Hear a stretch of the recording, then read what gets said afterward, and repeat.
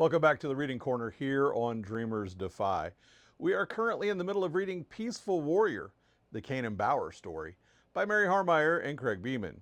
It is the true story of a Las Cruces hero and what he did. Now, if this is your first time joining us, we are on chapter 17 today. So you need to go back to the introduction and chapter 1 video. Start there. Let's go through it one by one, and we'll catch up to you here. And if you've been with us the whole time, well, then, of course, you're supposed to stay. Now, before you get out of here and go back to the introduction video, or if you're still here from the other one, drop down into the comments and hit hashtag BeACanaan. Hashtag BeACanaan. It does a couple things. Number one, it helps out the channel. It tells the algorithm that this is a good thing. And it also highlights Canaan's story. And not just us reading it, but it lets people look for it online when they're looking for hashtag BeACanaan.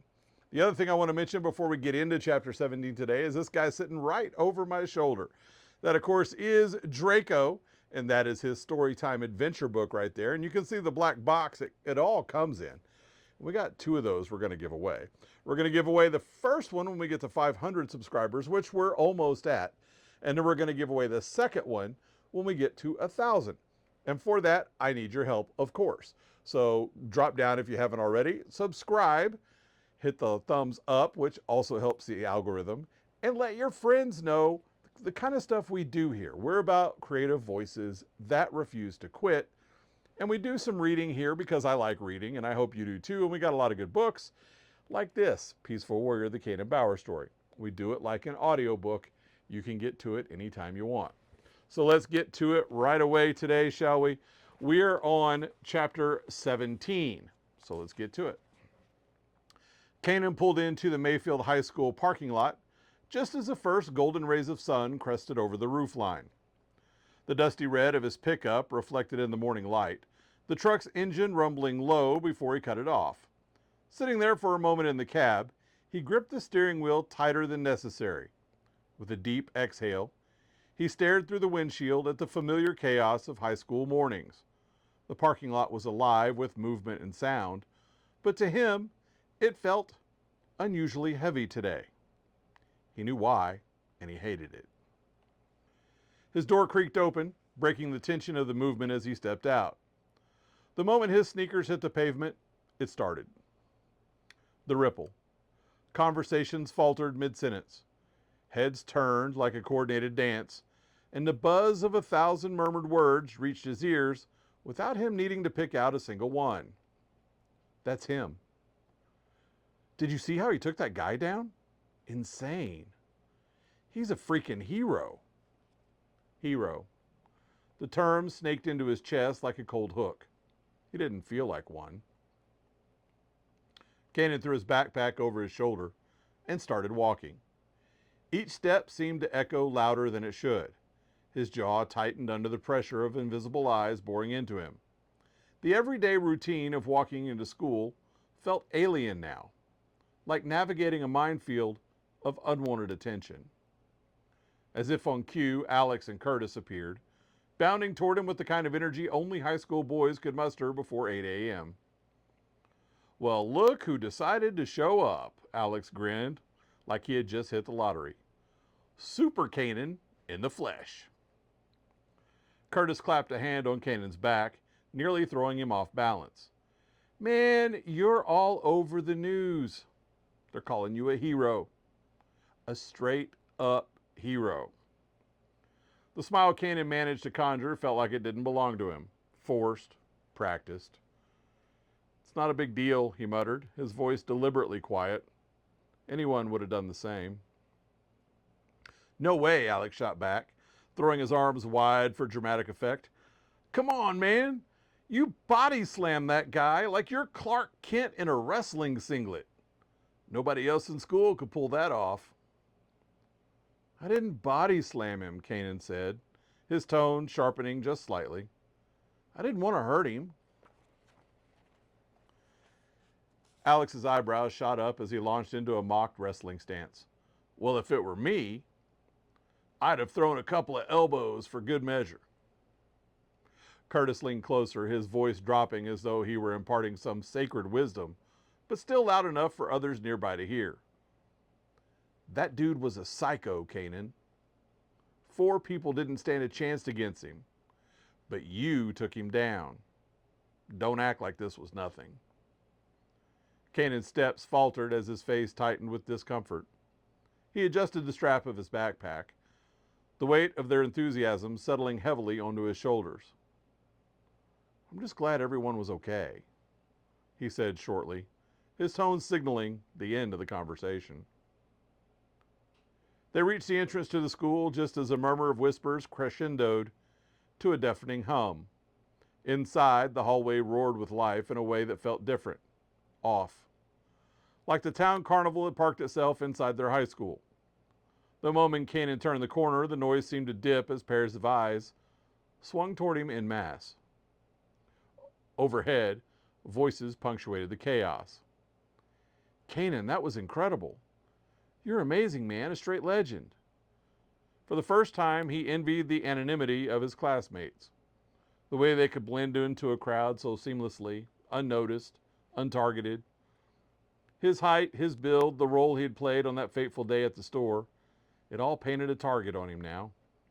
He kept moving, Alex and Curtis flanking him like eager bodyguards, soaking up all the reflected attention cast his way. Hey, Canaan, another voice called from somewhere down the hall. Think you could teach me some wrestling moves? Alex beamed, sweeping an exaggerated wave to a cluster of girls gathered near the lockers. A few giggled in response. Canaan's stomach churned. Each cheer felt like a weight dropped on his chest. He didn't want their admiration. He didn't want any of this. They were almost at the safety of their classroom when the imposing figure of Mr. Johnson appeared in the hallway like a roadblock. Hands clasped before him, head held high, his booming voice cut through the noise like a knife point. Ah, the man of the hour, Canaan Bower. The hallway momentarily froze. The whispers died instantly, replaced instead by muted stares. Canaan dropped his head as if the weight of his chin could anchor him away for the moment.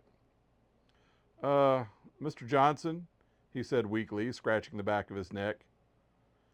I didn't really do anything. Don't sell yourself short, Mr. Johnson countered without hesitation, clapping his hands once.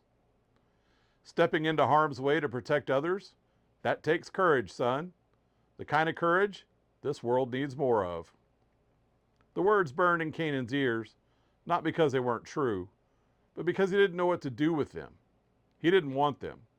He didn't want to be anyone's hero. The bell shrilled just then, lifting the tension in the air.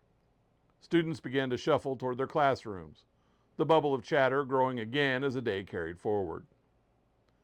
But not without a few long, lingering glances thrown in his direction. Canaan's hand tightened around the strap of his backpack as he slipped into the classroom. He sank into his desk, exhaling deeply, wishing he could trade his current spotlight for the quiet simplicity of simpler days. The gym was alive, a chaotic symphony of energy and noise. Sneakers squeaked against the polished wood floors as wrestlers warmed up, their voices ricocheting off the walls, punctuated by bursts of laughter and the rhythmic clap of a coach's hands. A faint metallic tang of chalk and old sweat clung in the air like a stubborn shadow.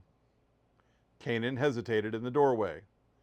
Duffel bag slung tightly over one shoulder, his tall frame hunched as though bracing against a storm. He kept his head dipped low, his normally relaxed stride now careful and guarded. It wasn't the physical weight of his bag that made his movement slow. No, it was the weight of everything else. The gas station, the viral news story, the unanswered texts, the endless expectations. Yo, the hero of Mayfield has arrived, Alex's voice cut through the chatter like a spark on a dry kindling. Canaan froze. Every head in the gym turned toward him. For a split second, the room fell eerily quiet. The kind of silence that didn't belong in a place like this. Then eruption. "Hero! Hero! Hero!" his teams chanted, their voices shaking the air. Canaan's face burned hot. He raised a hand in a heartfelt acknowledgement, waving them off as he walked further into the gym. "Come on, guys," he muttered, trying to drown out their cheers with practicality. "We need to practice. The tournament's tomorrow." Alex sauntered over, his trademark smirk firmly in place. "All right, big shot. Suit up." Canaan offered a weak smile, but glanced toward the exit almost instinctively. The gym suddenly felt infinitely smaller, the ceiling too low, the walls inching closer. Escape tempting, yet impossible. "All right, cut the chatter. Back to the mats." Coach Gonzalez's voice rang out from across the room, stern and steady, a command that demanded obedience. The chanting stopped abruptly, replaced by the shuffle of feet and muted conversations as the team refocused on their warm-ups. But Coach Gonzalez's gaze was locked firmly on Canaan. His expression betrayed nothing, impossibly calm yet charged with purpose. A silent cue that brooked no argument. "Canaan, a word," he said, jerking his head toward the bleachers. Canaan swallowed hard and nodded, his feet carrying forward reluctantly. His duffel still hung limp off his shoulder. He could feel the weight of his teammates' curious glances, but he kept his own eyes fixed on the scuffed floor. The noise of practice resumed behind them, but it felt a world away as they reached the edge of the gym near the bleachers. Coach Gonzalez turned to him, his hands on his hips, his posture commanding, but not unkind. His voice, when he spoke, was quieter, laced with quiet intensity.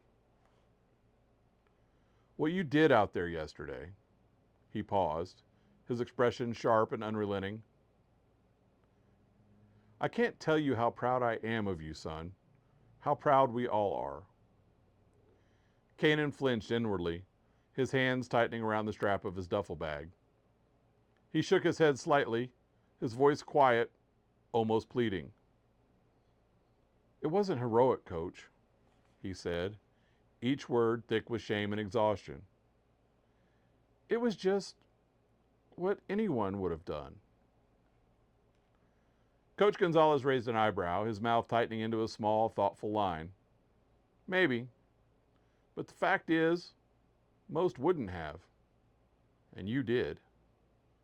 He stepped closer, lowering his voice as though this conversation was just between the two of them and not the truth the world was already dissecting. "This isn't about being a hero, Canaan. What you did, it matters. To that family and to this community." The words hung heavy in the air like loose rope waiting to tighten around Canaan's chest.